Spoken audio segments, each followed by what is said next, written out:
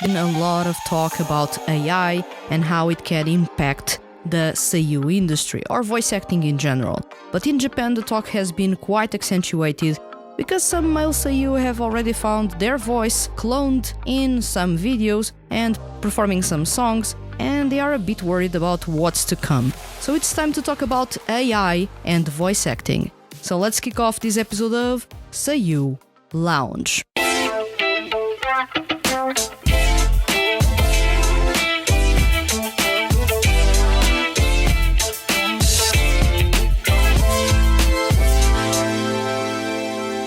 Welcome to Seiyuu Lounge, I am your host Vanessa, and today we are going to talk about AI and voice acting. This is the first out of two, I suspect it will be two, episodes about AI and how it is or may end up influencing or impacting the voice acting industry in Japan. Let's talk about Japan specifically, because there is a lot of talk already about in general, so in this case let's cover what will happen in Japan.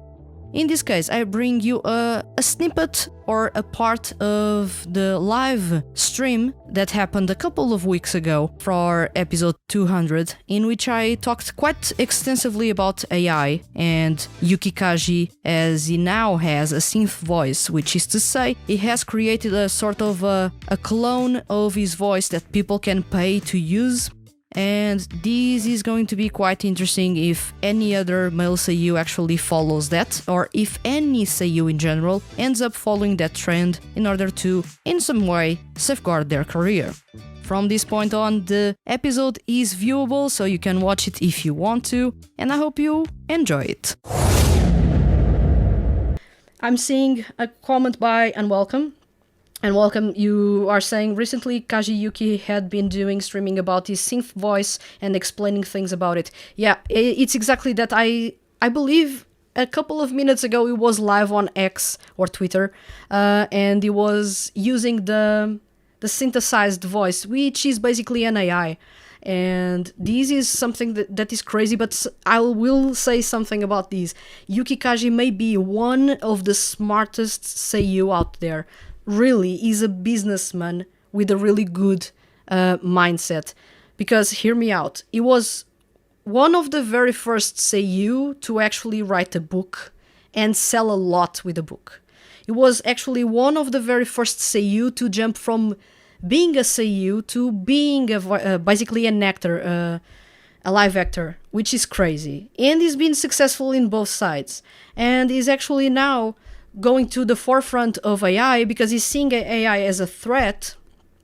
And what does he do? He creates his synth voice, he licenses it. So with it licensed, what can he do? He can sell his voice. So people can no longer create his voice in AI because it is copyrighted. So he's done a stroke of genius in here because he has safeguarded his voice to avoid people misusing his voice. And either you have his official voice because you paid him to actually voice something, or you paid to use his synthesized voice, and you can use that for as long as you pay. But that's licensed to him, he gets the royalties, he gets the money, and he's really a good businessman in that case. I'm seeing him as really one of the smartest Seiyuu out there because of that. He's always one step ahead when it comes to the business. This is really impressive, and he's actually safeguarding his career because he's not getting younger. He's almost in his 40s, so he wants to ensure that even when he's really old and maybe cannot give his voice to characters anymore, people can still have his voice, which was recorded in his 30s, sounds young, is ready to use, is synthesized to use in whatever things you want. You just have to pay to use his voice, and he is ensuring that he is available as a voice actor even after death. This is crazy.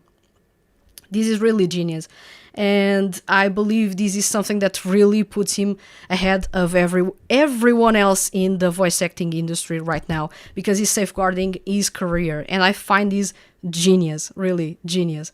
I really applaud him for that, and for thinking ahead before AI turns into something really scary. He's already safeguarding his career. That's a stroke of Genius. And yeah, Jeannie, you are saying AI is scary for the voice acting world. I'm worried about the future.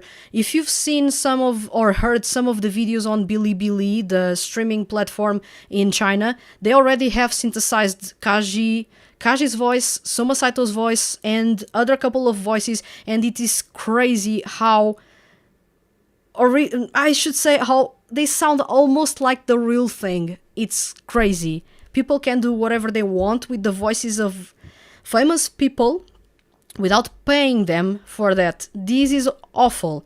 Voice actors do not earn much. If they are, of course, superstars, they do earn a lot, and it will depend on what they do.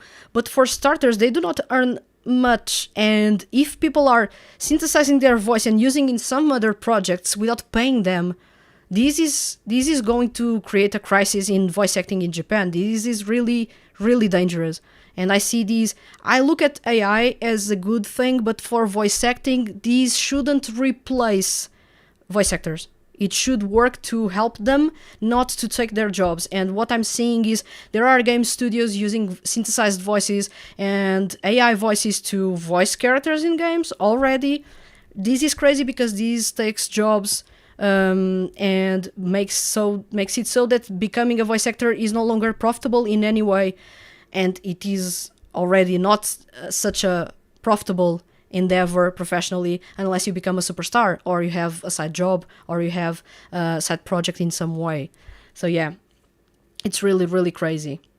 Yeah, this is really, really crazy. And when I look at some Seiyuu, for example, the big stars that we have currently in the industry, we have Natsuki Hanae, we have Yuki Kaji, we have Mamoru Miyano.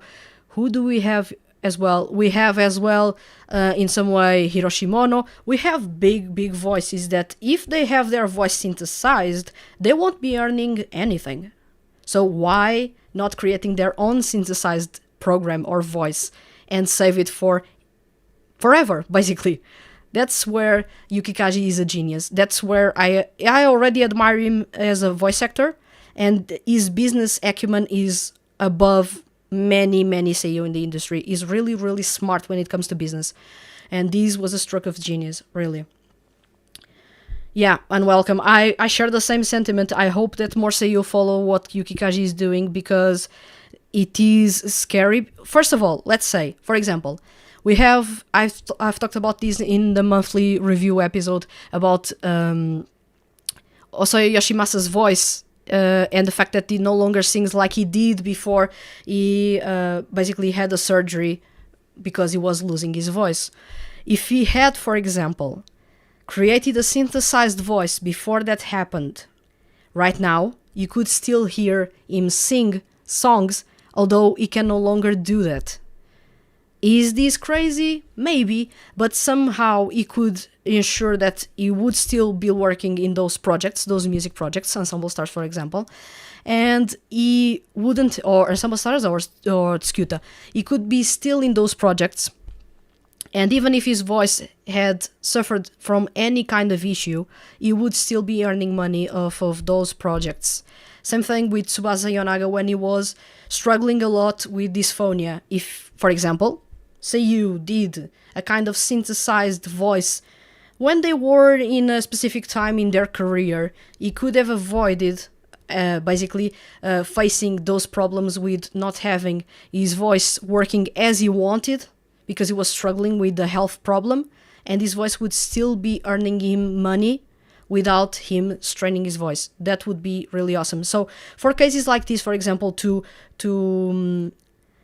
basically anticipate health issues or problems that may render a voice actor without their voice or without the voice as originally sounded, synthesizing a voice is really, really cool, and that's why I say that AI can be a good thing. AI can help with this and make sure that you actually have the voice safeguarded for the future in case you have or suffer from a specific problem, for example. So I see these as a really positive thing, synthesizing the voice and using AI, but only for specific cases. So this that Yuki Kaji is doing is kind of awesome and kind of smart. So I do give him his props because he's got that business acumen that very few voice actors have. So that's crazy. But I've already went on a big tangent. I believe this will turn into a small snippet about AI down the line for an episode. So this is really interesting to cover, and I will make sure to cover it because even Yuki Kaji gave an interview for NHK, a Japanese TV channel, and he talked extensively about AI. And in some way, Junichi Suabe has been talking about AI and how he sees that replacing their jobs in really dirty, weird ways. So that's really an interesting topic that I want to cover, but I need to do my research before I talk because I don't want to be spewing nonsense or things that are not as accurate as they should be. So what you got here is a bit of a snippet of what I think about AI and voice acting and how Yuki Kaji is really, really smart to the point that he safeguarded his career by synthesizing his voice. It's a genius move, and I really want more Seiyuu to actually do that to avoid health problems and in some way to ensure that they continue to get money even after they retire or even after death, so the money reverts to their family.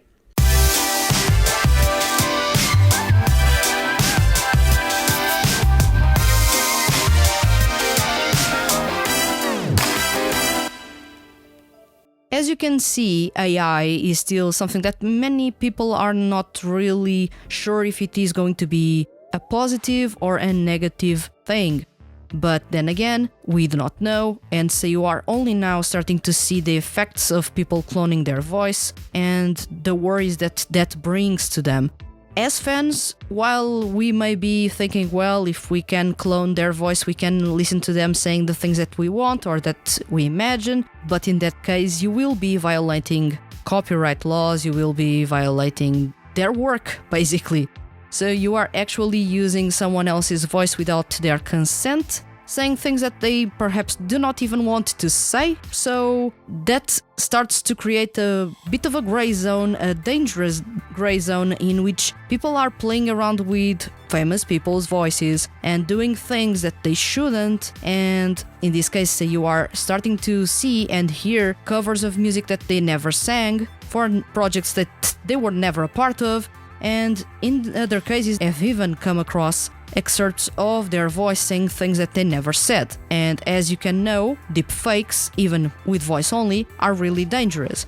You can really ruin someone else's career by creating a video in which they say something controversial, and then they do not have how to confirm if that actually happened or not, and that's dangerous as hell. It can in some way hinder their work, because there are some companies actually thinking about using AI voices for their games. There are actually companies that have said publicly they are using AI to voice random characters in games, which is dangerous. And this is something that takes jobs from people that should be earning their money, especially when they are starting their career. Random characters in the background, it's usually where everyone starts when they are voice acting. So you are actually taking opportunities off of the hands of new Seiyuu, rookie Seiyuu, and you are making it even harder for Seiyuu to actually thrive in the industry. So I do not see this as a good thing, but if it is well done, well implemented, for example, to safeguard someone's voice, because, for example, Hosoyo Yoshimasa almost lost his voice when he had that problem a couple of years ago, and Yonaga Tsubasa was struggling with dysphonia a couple of years ago. If they had safeguarded their voice, in this case cloned their voice when they were healthy, they could have used that voice to do the same work they were doing before without having to cancel appearances, without having to withdraw from performing as part of 2D groups or anything of the sort. So they could basically secure a way to get money even if they were still recovering from something. For everyone to have access to these kinds of tools, it's dangerous. I believe that these kinds of tools would make more sense to be within the industry, not in the hands of everyone else. That's crazy, that's dangerous. While I can see that it is fun to play around with those things, some people do not have just fun, they need to actually take things out of proportion and create random things, crazy things, and dangerous things with someone else's voice or appearance. So I can understand why Yuki Kaji actually came forward and, well, let's say I will create my synth voice, and in some way, without saying to everyone, he was actually safeguarding his voice and his career as a voice actor, seeing as he, alongside Natsuki Hanae, they are basically the two most popular seiyuu right now. It's crazy, but it is true. And if someone wants their voice but doesn't want to pay them, they will use AI in some way to clone their voice. They just need a couple of snippets and they are ready to go, depending on the model. And in this way, if they have their voice in some way registered and available as AI, and if you are even across the globe wanting to work with them and with either of them, for example, but let's say for example, to work with Yuki Kaji and you are, for example, in Mexico, now you just need to hire the AI to work for you because Kaji won't be going to your studio in Mexico to record anything that you want. I believe this would be the thing that would make most sense, and I believe in this way you would actually protect seiyu's careers. But it is really true that it is quite dangerous to have AI so prominent right now in some media, and with not only creators, but let's say producers looking at AI as a good way to lower costs with seiyuu and not employ voice actors in their work, but instead using synthesized voices, which may come from professional voice actors or may come from regular people like you and I. So this is crazy, and it is a really interesting topic, and in the next episode you and I are going to explore a bit more about AI and everything that comes with this worry that comes in the voice acting industry in Japan. That episode is going to be heavily scripted. It's the very first time in a while that I script an episode from start to finish, so I hope that you enjoy the return to the scripted features. At least for this one, it is going to be scripted so that the information can be as accurate as possible. So I hope you enjoyed the next episode, and I hope, of course, that you enjoyed this episode. And if you enjoyed this episode, make sure to follow this podcast if you are on a streaming platform, and leave a review because it is really, really simple and it only takes 5 seconds to do so. Or if you are on YouTube, make sure to subscribe if you haven't, or leave a like if you enjoyed this episode, because that's the only way that I know that people actually enjoyed the content that I create. So, thank you very much for watching or listening to this episode, and I'll see you guys soon.